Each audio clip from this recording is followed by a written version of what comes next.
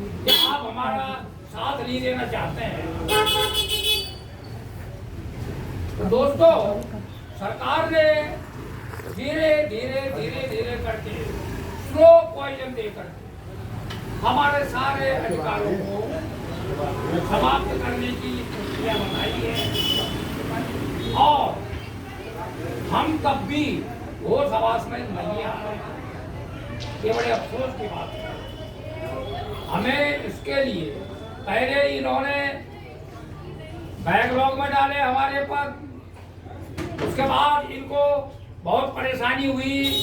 इन्होंने कहा यार प्रमोशन में आरक्षण जो है इनको कांटे की तरह चुभ रहा था। वो षड्यंत्र इस तरह से रचा गया कि हमारे जितने प्रमोशन के लायक कर्मचारी थे, अधिकारी थे, प्रमोशन में आरक्षण को समाप्त करने के लिए इन्होंने एडीजीओटी का जोर लगाया और हमारे विरोध में कोर्टों में चले गए।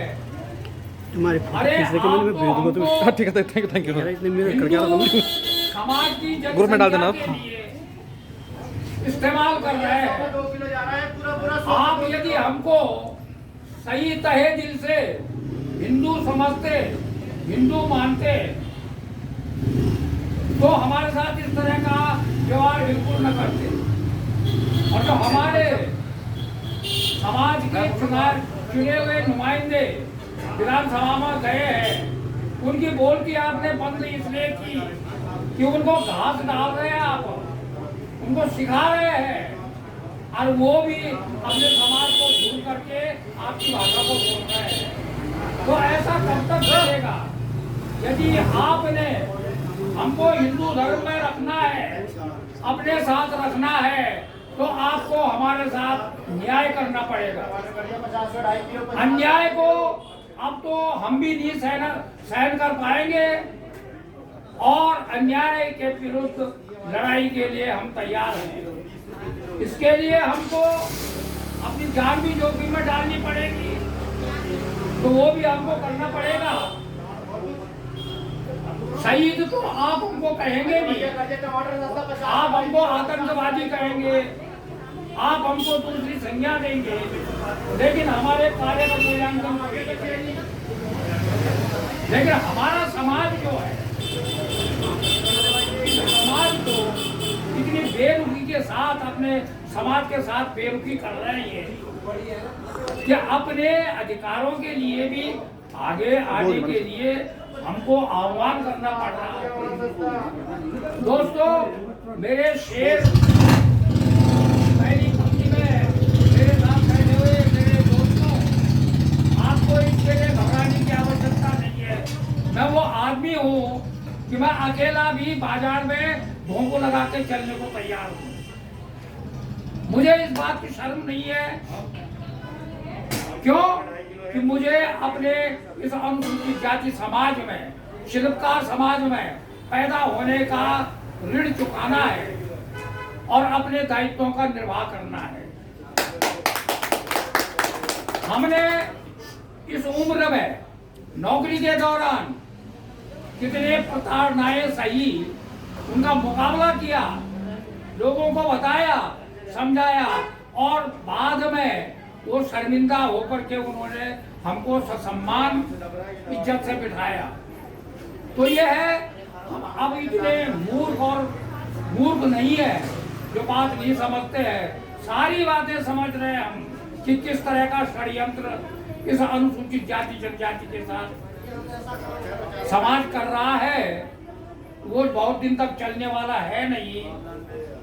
इसका रिजल्ट, यदि हमको न्याय नहीं मिला, हमारे साथ न्याय नहीं किया गया, हमारे बच्चों को नौकरी पे नहीं लगाया गया, हमको हमारा आरक्षण कोटा पूरा न दिया गया, तो इसका खामियाजा सरकार को 2022 के चुनाव में अवश्य ही भुगतना पड़ेगा। इसके लिए हमें जाए अपने खर्चे पे गांव-गांव जाकर के और प्रचार करना पड़े, वो भी हम करेंगे, लेकिन इस अन्याय को हम नहीं सहेंगे। दोस्तों, इंसानियत को जगाओ अपने दिल के अंदर।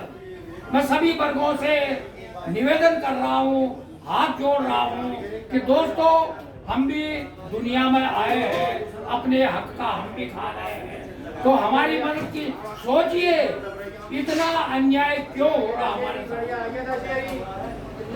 समाज में, एक समाज में हम लोग रहते हैं, हमारा नाते रिश्ते का संबंध है, सौहार्दपूर्ण वातावरण है, और इस वातावरण में इस तरह से हमारे साथ व्यवहार किया गया है तो उससे बड़ा दुख होता है।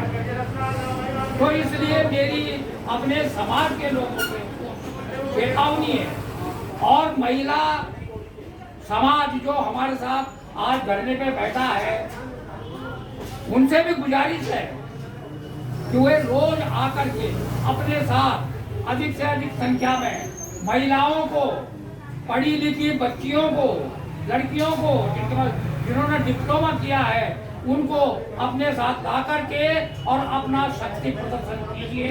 जब तक शक्ति प्रदर्शन नहीं करेंगे कोई हमारी बात को सुनने वाला है नहीं। और इन्हीं शब्दों के साथ मैं आज की अपनी बात को समाप्त कर रहा हूँ, लेकिन समाज से इतना अवश्य निवेदन है लास्ट में कि आप सोचिए जरूर, जो मैंने कहा है कि हम भी इंसान हैं, हम भी हिंदू में आपने हमको जबरदस्ती रोका हुआ है कि हिंदू रहो, और जब हम कोई दूसरी बात करते हैं तो आपके नुमाइंदे जो है वो विधानसभा और संसदों में विधेयक ले आते हैं कि धर्म परिवर्तन के साथ इनको बंदिश करो, इनको जेल भेजो, ठोंसो, प्रतिबंध लगाओ। ये कहाँ का न्याय है भाई? या तो हमको स्वतंत्र होकर के हमारा अधिकार दो, या हमको फिर अपने रास्ते पे चलने दो, हम अपने रास्ता ढूंढ लेंगे। तो ये मनन करने के लिए मैंने ये कुछ प्रश्न छोड़े हैं। समाज के जितने भाई लोग मेरी बात को सुन रहे हैं वो मनन करें, और मनन करने के बाद चिंतन भी करें।